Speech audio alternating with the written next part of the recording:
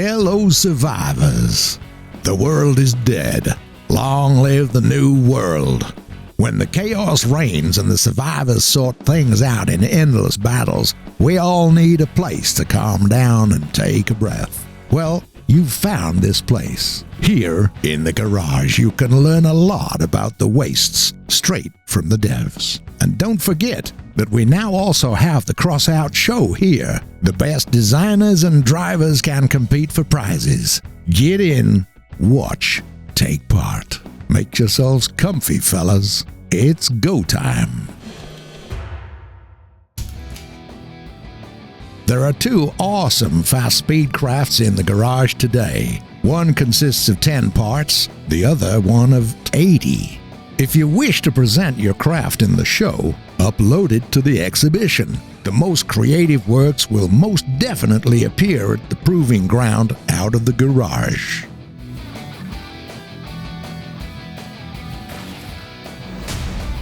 Back flipper. Dissatisfied that most drafts are usually complicated and demand a lot of rare parts? Here's a super simple, small, and dapper craft. 10 parts, a bit more than 2,500 points of power, 11 points of energy, one of which is even left for future use. Flipper is based on a growl cabin and upgraded with a hazardous generator. 2 Avengers serve as weaponry. Mobility is guaranteed by 4 middle wheels, which look enormous for this craft. That's it. Pay attention to the speed scale. It's at the max. What's so special? To understand it, you just need to make a first shot. Compact build of the craft is downright jolted and turned over after each salvo. The weight of the craft is calculated so that it nearly always lands back on its wheels and is instantly ready for combat. Over a score of combats, Flipper has rarely failed. An agile, aggressive combat style based on speed and liveliness reminds you of Grand Jedi Master Yoda of Star Wars. It's not the most powerful, but amazingly nimble craft, fully implementing its advantages. It's perfect for novices who are striving for maximum speed but haven't yet rustled up colored parts. It goes without saying that it requires skill, but if it sinks deep in your heart, it's gonna be all the way through.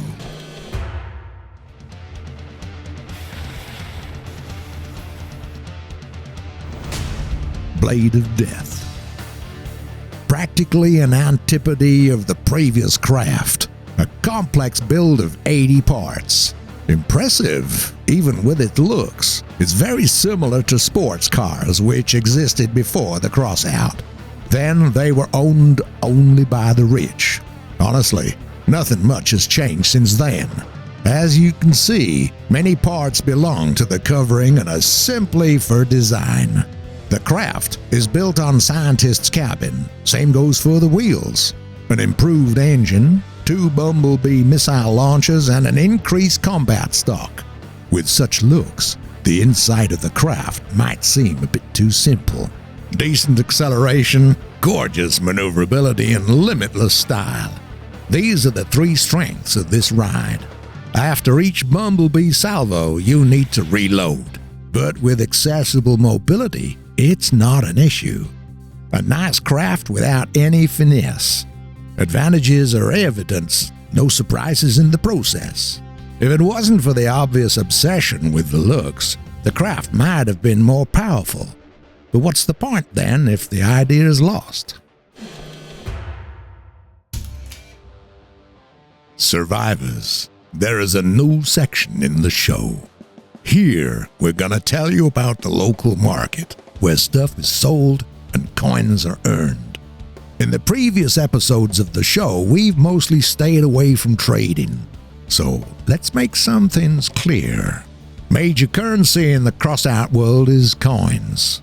Trading is the game within the game, a special ecosystem, which brings you lots of benefits. The objects of the buy and sell are the same. Parts, resources, dyes, customizing sets. The parts and materials you possess, with some rare exception, can be put up for sale. You should start with the market price, set in the corresponding column, but the ultimate price is always set by the players. You will immediately sell the object with the recommended price. If you wish, the price can be increased, but then you'll need to wait for the buyout. The duration of the process depends upon several factors, mostly on the popularity and the importance for the craft. Things are sold right from the warehouse. Just right-click on the needed item. Then, set the price and do as described above. You can spend the money right at the market. It's all the same, but works in the opposite direction. Now you estimate the offers. Do you make a trade with the current prices or name a lower one? Another player in desperate need of coins might just fulfill your demand. The interaction of the players turns the trade in Crossout into a live and dynamic process. Can you make money by reselling the items? Yes. And for many, the economic aspect might turn out to be no less engrossing than the combat one. You'll need to constantly monitor the latest prices, carefully adjust your offers, manually calculate the rake-off. Local market system excludes fraud. It's nearly impossible to pass over the goods to a certain player. Here is some advice on how to make a decent base capital. Use the market for its direct purposes. Sell unneeded items and get what you need. Sometimes it's more logical not to store up resources for a necessary part, but to buy it on the market, selling something less needed. Estimate your time and financial spendings. You can make decent money by selling popular resources. Scraps and copper are selling like hotcakes. The turnover of the latter is so big that you can buy it on the market, raise the price a bit, and immediately sell it. You don't need to be online for trading, but if you want to make some more money, check the market often. It happens to be that both resources and items are sold with a significant discount to those in desperate need of money. Such trades are closed flash-like, so you need to keep an eye on the ball. Should you suddenly feel short of money, know that gold is included in the selling packages. These can be bought for real money in the store. Packages are different, and apart from coins, they can contain a ride, a die, or a portrait, or even everything en masse. Cash is also sold separately, both in moderate amounts and in serious ones. The finesse of trading is that your savings depend exclusively on you. There's never an acute need to convert real riches into virtual ones. There are no statutory payments for progress in Crossout. Starting from next week, we're going to help you trade on the market more effectively. Economists of the garage will monitor the prices for chosen resources on a daily basis, analyze those, build charts, and follow the trends. All of this will help you make more gold for future combats faster. We'll start from the very popular copper. Don't miss the first detailed summary in the next episode of The Garage.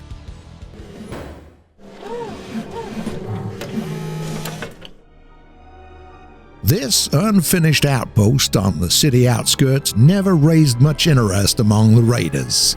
Only the select few knew about the existence and true purpose of Sector EX, to serve as a cover for an underground laboratory.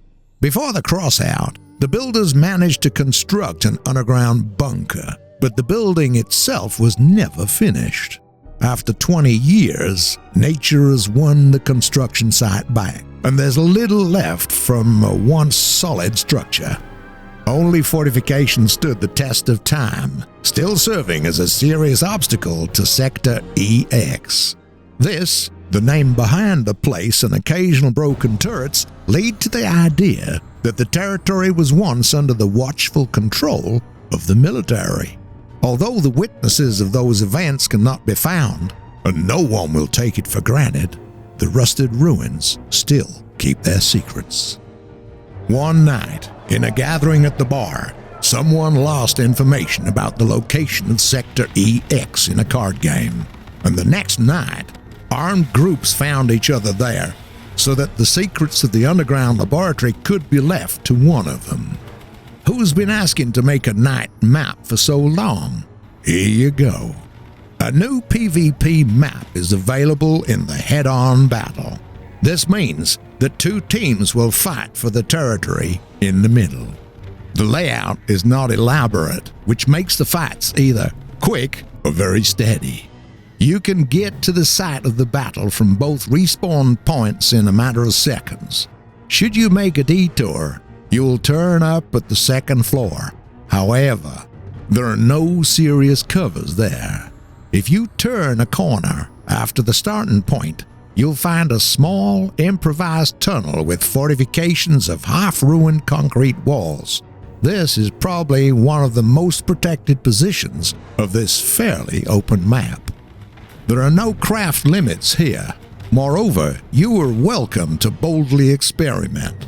Even if your ride turns out to be not very appropriate for the current team, the short match duration won't let you grieve for long. Everything else is common for the PvP. Disarm and trust the enemy, remaining emotionless in the process. Well, that's it for today, survivors. Looking forward to seeing you in a week to spill some more facts about the Waste's battles.